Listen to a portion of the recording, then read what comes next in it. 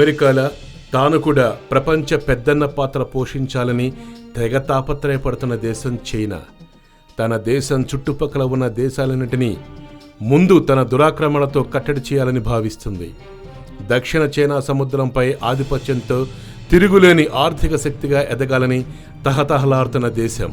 అయితే తన సామ్రాజ్య విస్తరణ కాంక్షకు అనుక్షణం అడ్డు తగిలే దేశం భారత్. కనీసం ఆసియా నంబర్ 1గా అవతరించాలన్న భారతదేశమే అడ్డంకి. అందుకే మొదట్నుంచి చైనాకు భారత్ అంటే పడదు.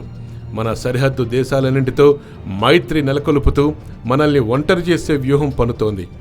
ఆ చిన్న దేశాలకు సైనిక ఆర్థిక సహాయాలను ఎరచూపి మనల్ని పడగొట్టే పన్నాగాలు చేస్తుంది. అయితే ఇప్పుడు మనది 1962 కాలం నాటి భారతదేశం కాదు.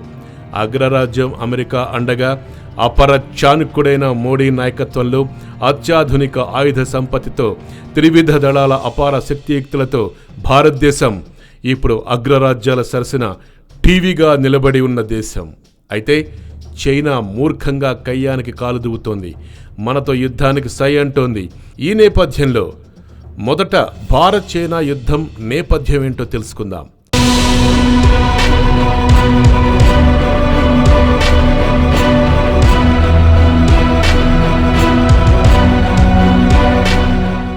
సరిగ్గా 55 ఏళ్ల క్రితం హిందీ చీనీ భాయ్ భాయ్ అంటూ స్నేహహస్తం చాటిన దేశానికి చైనా వెన్నుపోటు పొడిచింది. ఈశాన్య భారతంలో భారత్కు పెట్టని కోటలుగా ఉన్న భూభాగాన్ని చైనా దురాక్రమణ చేసింది. నిలువరించలేని నిస్సహాయస్థితిలో ఉన్న భారత్ పరాభవాన్ని మూటగట్టుకోవాల్సి వచ్చింది. 1962 అక్టోబర్ 20 స్నేహానికి తూట్లు పొడిచి పంచశీల సూత్రాల్ని సమాధి చేసి భారతదేశంపై చైనా దండెత్తిన సమయం అది. ఈశాన్య భారతంలోని 3225 కిలోమీటర్ల హిమాలయ సరిహద్దులతో పాటు టిబెట్ను చైనాలో అంతర్భాగమని వాదిస్తున్న చైనా పాలకులు ఏకంగా యుద్ధానికి సిద్ధమైన రోజులవి. 1959 నుంచి చైనాకు వ్యతిరేకంగా టిబెట్లో మొదలైన ఆందోళనలు, దలైలామాకు భారత్ ఆశ్రయమివ్వటం వంటి ఘటనలతో భారత్పై చైనా అక్కస్సు పెంచుకుంది. సరిహద్దుల్లో ఘర్షణలు నిత్యకృత్యంగా మారిపోయాయి. సరిహద్దు ప్రాంతాల సమస్యల్ని పరిష్కరించుకోవడానికి చేసిన ప్రయత్నాలు విఫలమవడంతో అల్లర్లు కాస్త చొరబాట్లుగా మారిపోయాయి. సిక్కిం, అరుణాచల్ ప్రదేశ్, అక్సాయ్ చిన్ ప్రాంతాల్లో నెలకొన్న వివాదాలు తీవ్రమైపోయాయి. టిబెట్ సరిహద్దులపై స్వాతంత్రానికి ముందు నెలకొని ఉన్న వివాదాలపై 1914లోనే బ్రిటన్, చైనా, టిబెట్ల మధ్య సిమ్లాలో చర్చలు కూడా జరిగాయి. ఈ ఒప్పందానికి భారత్ తరపున బ్రిటన్, టిబెట్లు ఆమోదం తెలిపిన చైనా మాత్రం భారత తూర్పు సరిహద్దుగా నిర్ణయించిన ప్రాంతంపై అభ్యంతరాలతో ఒప్పందానికి నిరాకరించింది.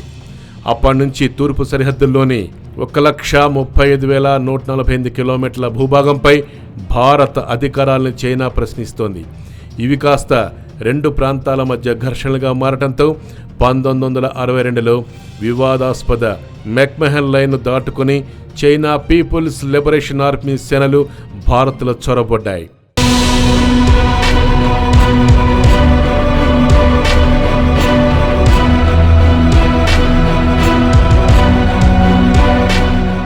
బ్రిటిష్ కాలం నాటి ఆయుధాలతో ఏర్పడ్డ భారత సైన్యం తన ఆయుధ సంపత్తిని స్వదేశీ పాలనలో ఆధునీకరించుకోలేకపోవటం సమస్యలకు కారణమైంది.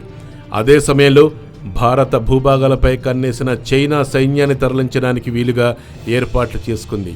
నిఘా వ్యవస్థ పటిష్టంగా లేకపోవటం, ఈశాన్య భారతంలో ఏం జరుగుతుందో గుర్తించేలోపే చైనా పనులు చక్కపెట్టేసుకుంది. జమ్మూ కాశ్మీర్లో భాగమైన అక్సాయ్ చిన్లో 38,000 చదరపు కిలోమీటర్ల భూభాగాన్ని చైనా ఆక్రమించి భారత నిఘా వ్యవస్థలకు తెలియకుండా జిన్జియాంగ్, టిబెట్ల మధ్య సైన్యాన్ని తరలించడానికి ఏకంగా హైవేనే నిర్మించేసింది. 1957లో చైనా అధికారికంగా ప్రకటించే వరకు హైవే నిర్మాణ పనుల్ని కూడా గుర్తించలేకపోయింది భారత్.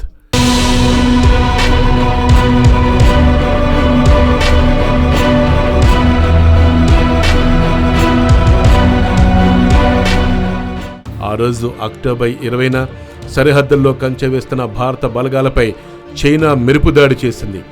80,000 మంది సైన్యంతో తూర్పు పశ్చిమ సెక్టార్లపై విరుచుకుపడింది.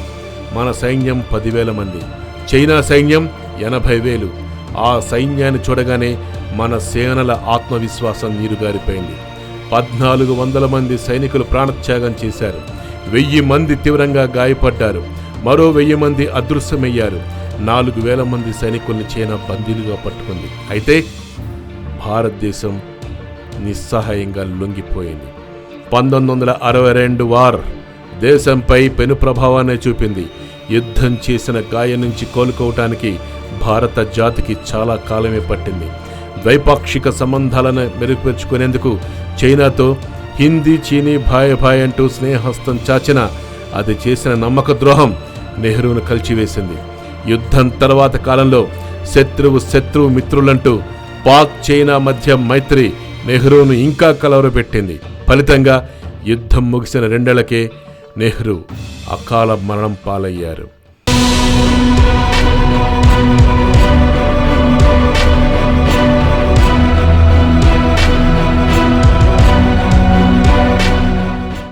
ఇప్పటికీ చైనా కన్నంత భారతదేశ భూభాగంపైనే ఉంది. ఇప్పుడు ప్రత్యేకంగా మానస సరోవర్ యాత్రకు వెళ్లే రోడ్డును కూడా మూసిపారేసింది. ఇక్కడే భారత సర్కార్ ఇప్పుడు మోడీ ఆధ్వర్యంలో ఉన్న ప్రభుత్వం ఆచితూచి వ్యవహరిస్తోంది. యుద్ధానికి సై అంటే సై అన్నట్టుగా సిగ్నల్స్ ఇస్తూనే ప్రపంచ దేశాల మైత్రి సంబంధాల కోసం మోడీ ప్రయత్నాలు చేస్తూనే ఉన్నారు. మళ్లీ కలవరపాటుకు గురవుతోంది చైనా. ఏ ఒక్క స్టేట్మెంట్ కూడా భారతదేశం నుంచి చైనాకు వ్యతిరేకంగా రావటం లేదు. ఎక్కడ ఏదో జరుగుతోందని కలవరపాటుకు గురవుతూనే తన సైన్యాన్ని సరిహద్దుల్లో మోహరించి విన్యాసాలు సాగిస్తోంది చైనా.